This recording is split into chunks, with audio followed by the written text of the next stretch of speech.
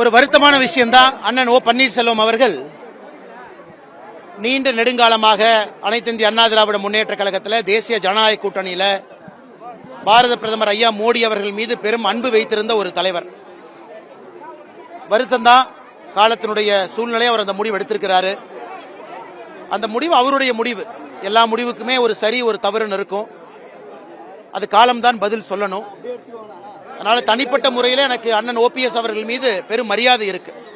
நான் நிறைய முறை சந்திச்சு பேசியிருக்கிறேன். ரொம்ப இனிமையான ஒரு மனிதர், கடும் சொல்லே பயன்படுத்தாத ஒரு மனிதர். அதனால அவர் திராவிட முன்னேற்ற கழகத்துக்கு போனதுக்காக நான் ஒரு வேறு மாதிரி பேச விரும்பல. காலத்தினுடைய சூழல் அந்த முடிவு எடுக்க வச்சிருக்கு.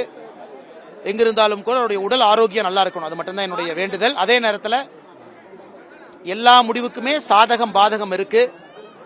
என்னை பொறுத்தவரை இந்த முடிவு பாதகமான ஒரு முடிவு தான். காரணம், திராவிட முன்னேற்ற கழகத்தை எதிர்த்து தான் அவங்களுடைய அரசியலே. திராவிட முன்னேற்ற கழகம் ஒரு தீய சக்தின்னு சொல்லித்தான் அரசியல். திராவிட முன்னேற்ற கழகத்தை எதிர்த்து ஆரம்பிக்கப்பட்ட புரட்சித் தலைவரால் ஆரம்பிக்கப்பட்ட கட்சியில் இருந்தவங்க, அது வேறு கட்சியாக இருந்தாலும் கூட இன்னைக்கு தேசிய ஜனநாயக கூட்டணியில் இருக்கக்கூடிய கட்சி என்கின்ற முறையில் இது எனக்கு பெரிய வருத்தத்தை அளித்தாலும் கூட அண்ணன் அவருடைய உடல்நிலையை பார்த்துக்கிட்டோம். எங்கிருந்தாலும் மகிழ்ச்சியா இருக்கு. பாரதிய ஜனதா கட்சியில ஒரு நல்ல இணக்கமா இருந்தாரு. உங்களுடைய தொய்வுனால ஏதாவது அங்க போறதுக்கான வாய்ப்பு இருக்குமா? ஏன்னா நிறைய கூட்டணி இருக்க கூட நீங்க தான் பேசி, அதாவது கட்சி. ஆனா அண்ணனை பொறுத்தவரை நீங்க புரிஞ்சுக்கணும், ஓபிஎஸ் அண்ணன் வந்து எந்த அளவுக்கு மோடி அவர்கள் மீது ஒரு பெரிய மரியாதையை வைத்திருந்தால் 2024 பாராளுமன்ற தேர்தலில் சுயேட்சையாக பலாப்பழ சின்னத்தில் நிற்பதற்கு ராமநாதபுரத்தில் ஒத்துக்கிட்டாங்க. எனக்கு தெரிஞ்சு இந்தியாவில் எந்த ஒரு முன்னாள் முதலமைச்சருமே ஒரு சுயேட்சை சின்னத்தில் நான் கேள்விப்பட்டதில்லை. அந்த அளவுக்கு மோடிஜியின் மீது பெரிய அன்பு. நான் ஏற்கனவே சொன்னது போல காலத்தினுடைய சூழல், சில நேரம் காலம் அப்படித்தான், அது முடிவு அப்படித்தான் சில பேர்த்த எடுக்க வைக்கும். அதே நேரத்தில் ஓபிஎஸ் அவர்களை பொறுத்தவரை கூட இருந்தவங்களையும் பாருங்க. அண்ணன் பண்டூட்டி ராமச்சந்திரன் அவர்கள் தனியாக ஒரு கட்சி ஆரம்பிச்சிருக்கிறாங்க. அவரோடு இருந்த மூத்த தலைவர்கள் எல்லோருமே படிப்படியாக வேறு வேறு கட்டத்தில் வேறு வேறு கட்சியில் பயணிக்க ஆரம்பித்திருக்கின்றார்கள். அதனால் எனக்கு பெரிய வருத்தம் தான். ஆனாலும் உடல்நிலையை பார்த்துக்கிட்டும் எங்கிருந்தாலும் சந்தோஷமா இருக்கட்டும். இப்போ நடிகர் விஜயுடைய மனைவி வந்து டிசம்பர் மாசமே மனு தாக்கல் பண்ணிருக்காங்க. அது இன்னைக்கு தான் வெளியிடப்பட்டிருக்கு. அண்ணா திரு விஜய் அவர்களை பொறுத்தவரை அவருடைய மனைவி அவர்கள் டிசம்பர் மாதத்தில் விவாகரத்துக்காக செங்கல்பட்டு கோர்ட்டில் அந்த விவாகரத்துக்கான அந்த பெட்டிஷனை அவங்க பதிவு செஞ்சிருந்தாங்க. இன்னைக்கு அது வெளியே வந்திருக்கு. நான் எப்போதும் சொல்வதுதான், இது 3 பேர்த்துக்கான பிரச்சனையாக தான் நான் பார்க்குறேன். நடிகர் விஜய் அவர்கள், அவருடைய மனைவி, கோர்ட், நம்முடைய ஜுடிஷியல் சிஸ்டம், இந்த 3 பேருக்கு மட்டும்தான் சம்பந்தப்பட்டதாக நான் பார்க்கின்றேன். அதுவும் ஒரு தனிப்பட்ட ஒரு மனிதருடைய தனிப்பட்ட வாழ்க்கையாக நான் பார்க்கின்றேன். விஜய் அவர்களுடைய அரசியல் கருத்துக்கு நான் பதில் சொல்ல எப்பவுமே தயாரா இருக்கிறேன். தனிப்பட்ட வாழ்க்கை, மனைவிக்கும் கணவனுக்கும் எங்கிருந்தாலும் கூட ஒரு சந்தோஷம் இருக்கட்டும், எங்கிருந்தாலும் கூட ஒரு அமைதி கிடைக்கட்டும். அதனால அரசியல் ரீதியாக நான் கருத்து சொல்ல விரும்பல. விஜய் அவர்கள், மனைவி அவர்கள், சம்பந்தப்பட்ட கோர்ட்டு, இந்தியன் ஜுடிஷியல் சிஸ்டம், இவர்களுக்கு உண்டான பிரச்சனையாகத்தான் நான் பார்க்கிறேன். அதனால் இதை நான் அரசியல் படுத்த விரும்பவில்லை. ஒவ்வொரு முறையும் மக்கள் சந்திக்கும் பொழுதும் அவருக்கு ஒரு பிரச்சனை ஏற்படுதுன்ற மாதிரி பார்க்கலாம். அண்ணா, எப்பொழுதுமே ஒரு அரசியலுக்கு வந்துட்டோம் அப்படின்னா it is a trial by ஃபயருங்கண்ணா. ஒரு தீப்பந்தத்துக்குள்ள ஒரு மனிதன் போயிட்டு வெளியே வர்ற மாதிரி தான். அதுவரை தோண்டப்படாத உங்களுடைய பர்சனல் லைஃப் எல்லாம் நீங்க அரசியலுக்கு வந்தீங்கன்னா தோண்டுவாங்க. அது எல்லா தலைவர்களுக்குமே இருந்தது தான். அது விஜய் அவர்களுக்கு இருக்கு. அவர் அரசியல் வரும் பொழுதே இதையெல்லாம் உணர்ந்துதான் வந்திருப்பாருன்னு நான் நினைக்கிறேன். இதை அவர் கடந்து தான் போகணும், தாண்டி தான் போகணும். இதை தாண்டித்தான் அவருடைய அரசியல் இருக்கு. இதையெல்லாம் பார்த்து தான் மக்கள் அவரை ஏத்துக்குவாங்களா ஏத்துக்க மாட்டாங்களான்னு இந்த எலெக்ஷன் முடிவு செய்யும். அதனால விஜய் அவர்களை பொறுத்தவரை ட்ரையல் பை ஃபயர்.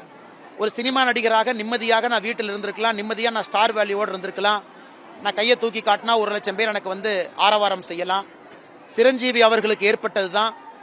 எத்தனையோ பெரிய நடிகர்கள் அரசியல் களத்திற்கு வந்த பிறகு ட்ரையல் பை ஃபயர், ப்ரெஷரில் தான் அவங்க வெளியே வரணும். இது புரட்சி தலைவர் எம்ஜிஆர் அவர்களுக்கும் ஆரம்ப காலத்தில் இருந்துச்சு. அதனால் இது பாசிட்டிவ் நெகட்டிவ் நான் சொல்ல விரும்பல. விஜய் அவர்கள் இதை கடந்து போகணும், இதற்கான விலையை கொடுக்கணும், இதற்கான நியாய தர்மத்தை தாண்டித்தான் ஒரு பயணம் செய்யணும். அதனால் இது ஒரு தனிப்பட்ட ஒரு வாழ்க்கையில் இருக்கக்கூடிய ஒரு பிரச்சனையாக நான் பார்க்கிறேன்.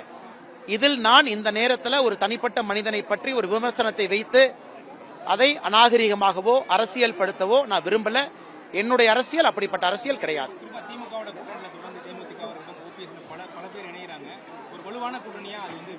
திராவிட முன்னேற்ற கழகத்தை பொறுத்தவரை இன்னைக்கு 5 ஆண்டு காலம் ஆட்சியில் இருந்தும் முதலமைச்சரை பொறுத்தவரை ஆன்டி இன்குபன்சியை கர்டெயில் பண்ண பார்க்கிறார். அவர் மீது இருக்கக்கூடிய மக்களுடைய கோபத்தை தணிப்பதற்கான பல முயற்சிகள் எடுக்கிறாங்க.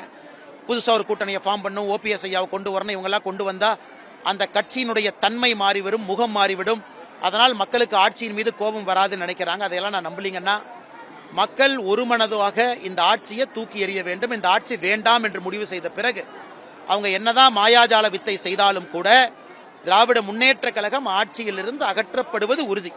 அவங்க அதுக்கு மேக்கப் போடுற மாதிரி காஸ்மெட்டிக்கா இன்னும் அடுத்த ஒரு 30 நாட்கள்ல யாரையெல்லாம் கூட்டிக் கொண்டு வந்தாலும் கூட இந்த ஆட்சி ஏப்ரல் மாதத்துல திரும்ப வருவதற்கான எந்த ஒரு சாத்தியக்கூறுகளோ அறிகுறிகளோ களத்துல நான் பார்க்கல. ஏன்னா ஆட்சியின் மீது கோபம், ஒரு அவநம்பிக்கை, முதலமைச்சர் பொய் சொல்லியிருக்கிறாங்க, முதலமைச்சர் தன்னுடைய வாக்குறுதியை நிறைவேற்றல அப்படிங்கிற எண்ணம் ஒரு சாதாரண மனிதனுக்கு வர ஆரம்பித்திருக்கிறது.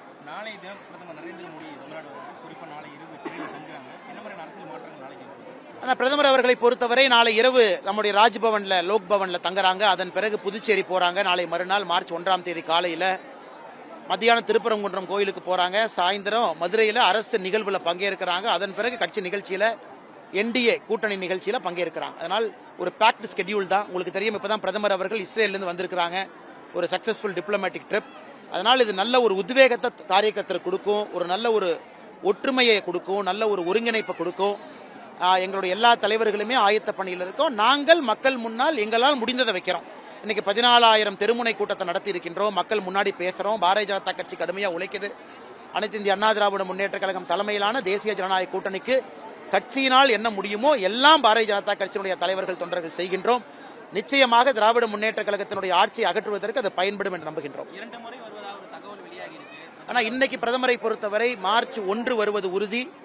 அதன் பிறகு மார்ச் 2வது வாரத்தில் வருவது உறுதி.